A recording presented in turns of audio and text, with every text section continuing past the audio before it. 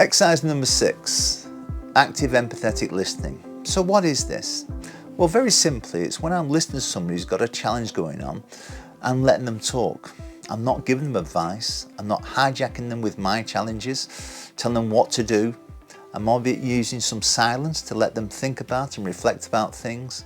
I might nod, I might go and wow, I might say that must be difficult for you. I'm supporting them for them to get the thoughts off the chest, because sometimes we know what's wrong, but sometimes there's something else, that subconscious mind, that doesn't allow us to actually articulate it to get it out, but it still makes us feel uncomfortable. And I think as a layer around this, we're thinking about with people want to be listened to, they want to be understood, they want to be cared for. And if you're very lucky in life, you want to be loved. So when I say empathetic listening, it's not about solving something necessarily.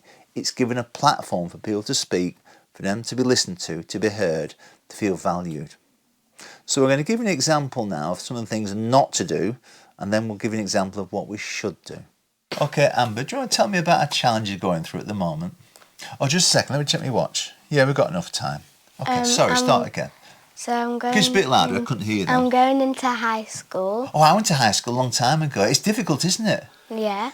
Yeah. And I'm scared about the lessons. Oh, you'll get through it, okay? Everybody does. You'll be fine. I got through it. Anybody can get through it. And I'm going to make new friends. Oh, yeah, yeah. Tell me about that. I'm going to, like... Come on, get it out. Just Spit it out. Let's get on with it. Make friends. Yeah. Okay, is that a problem? No. Well, you got no problem then. It's all sorted. Thanks very much. Thank you. Good. Now, this is a better example of this. This is a much better way of listening to somebody, not interrupting them, not hijacking them, not being distracted, not looking at my watch, not being a nuisance. Okay, so let's do this again with Amber. Amber, can you tell me about your challenge at the moment? So I'm going into high school in September, and I'm a bit scared about the lessons, and I'll try to make new friends, and I'll have a good time. Yeah, it's a difficult time, isn't it? And you must be a little bit nervous, I suppose. Yeah, a little bit. A little bit, but we all go through challenges, don't we? Mm-hmm. And most times, do they generally work out? No. No, they don't, do they not? No. Most times, you might think that, but they do. In life, things work out. You're still very young and precious yet. But you'll have those negative thoughts, but they will work out. Mm-hmm. Okay, tell me a bit more about your challenge then. That I'm a small person, so I might not be friends with everyone. Okay, I've never heard that one before, but that's interesting. But if you believe it for now, that's your view of the world, isn't it? Mm-hmm. Anything else that's bugging you about the school? Where to go? Getting lost? Yeah, I might get lost a bit. Might get lost? Do you think you learn more in life when we get lost and learn how to do it better next time, or just... Yeah, so then you know where to go. You remember it better, don't yeah. you? So is it good to make a few little wrong turnings sometimes to remember it better? Yeah. Sometimes, isn't it? Yeah? Mm-hmm. We often say that we learn more from our failures than our successes. Mm-hmm. Yeah? Okay. Anything else that's bugging you that you want to share? So everything's off your mind. How do you think about that now, going to school? Not as scary as it once was? No, not really. No. Okay. Thank you for that, Amber. Hi, Swanee. Thanks for coming to see me today. Tell me a bit about your challenge at the moment. Where do you want to start?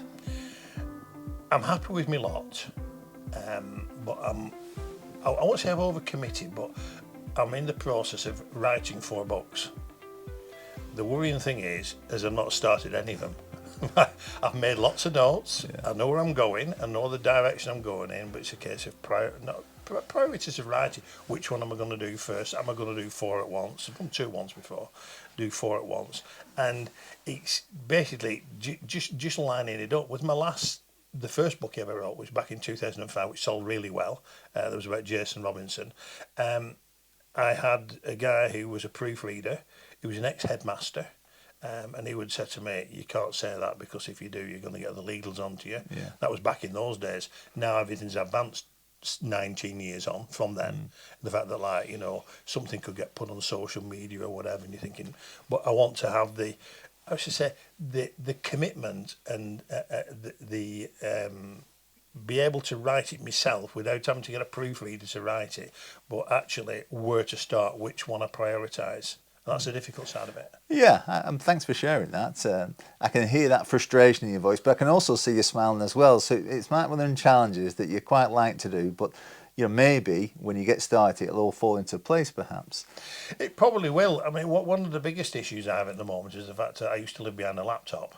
A laptop, well, basically, originally we all had the Windows 98, a massive big thing, you turned it on and you did all your work with your floppy disk and all that. Then became the laptop, which is a dangerous item in my mind because you actually put it up on the kitchen table, you'd watch television on your laptop, and you become a prisoner of your laptop. And I shook that off when I was ill a few years ago. And what I tend to do now is if I'm at home, I'll say I don't want to put my laptop on. And maybe it's that's stopping me going and doing 2 hours and starting the book off. I said, I know where I'm going to go. I know where I'm going, and they will all happen. It's just me seeing it now and saying, right, I'm at A, the books are at Z. I've got to fill the alphabet in. Yeah, I like that sort of thing you alluded to, that long tunnel. Once you get into it, you can't get out of it, sort of thing. Yeah. How long has these thoughts been going on for then? Probably about 7 months, but they've become important over the past few weeks with a couple of publishers who tapped me on the shoulder and said, we'd like to put the books out for Christmas, to which I said, which Christmas? Yeah, I think that external pressure can be quite motivating or demotivating sometimes. Yeah. So about 7 months or so, you've got these 4 books, you're going to get them published in some format based on all that rich experience you've got. Who else knows about this challenge? Nobody. And that's interesting, isn't it? Do you feel a bit isolated with that at times? No, to be honest, I mean, I've got very few, I've got hundreds of contacts, but I've got very few close friends. And they're not the sort of thing that you'd actually sit, in a pub and talk about, over a drink or whatever, or over a meal or something like that. I've got this issue at the moment, I'm trying to write 4 books. I've been thinking whoever you were talking to is sort of yawning and want to go home. Thinking it's a business side of things, and basically it's just a case of clicking it into gear and saying, right, once I get going, I'll get going, and I might have this conversation with you in 3 months' time and say, oh, by the way, Ross, I've finished 3 of them. Yeah. They're on the printing press. I've only got number 4 to do. Yeah. Yeah, it's interesting for me listening to that you seem very well motivated. You got the experience from the past book with Jason Robinson. But would it help you if you got a little bit of support as well on this project? Possibly. I'm in uncharted waters. I wrote the Jason Robinson book, and I was working with Jason on a day-to-day basis, so that it was easy to complete.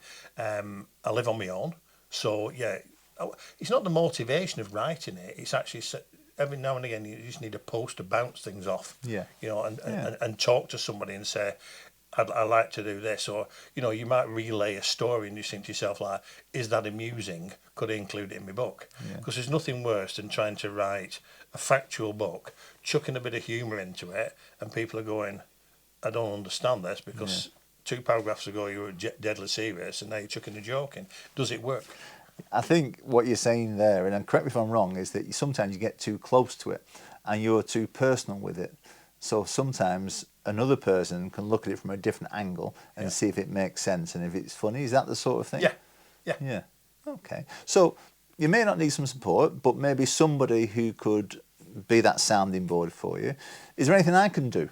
Be that sounding board, or anything else I can help you with on this project? Well, you've helped me in the past. I always remember, obviously, I went through a very difficult divorce. A really difficult divorce. I had heart issues, and I was on bouncing back to where I am now, and I'm pretty proud of what I've achieved now.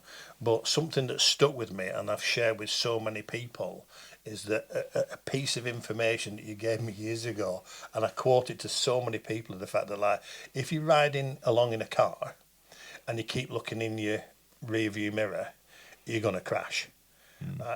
If you look through your windscreen, you're going to get where you're going. And I think I've quoted that to so many people, and it's simple, but it's so true. And the fact of every now and again I might review what I've done in the past, but I do tend to 'cause I keep my windscreen clean as well. Very important. That's a change to that adage. Yeah, and looking and hearing what you were saying there, and I can't begin to understand some of those challenges of divorce, of some of your health challenges, and that frustration with life sometimes. But you're here now, and you're moving forward. And I think to keep that hope that you will progress and get the books out and live an even greater life. That's something that when I'm saying it now, I can see you smiling and nodding.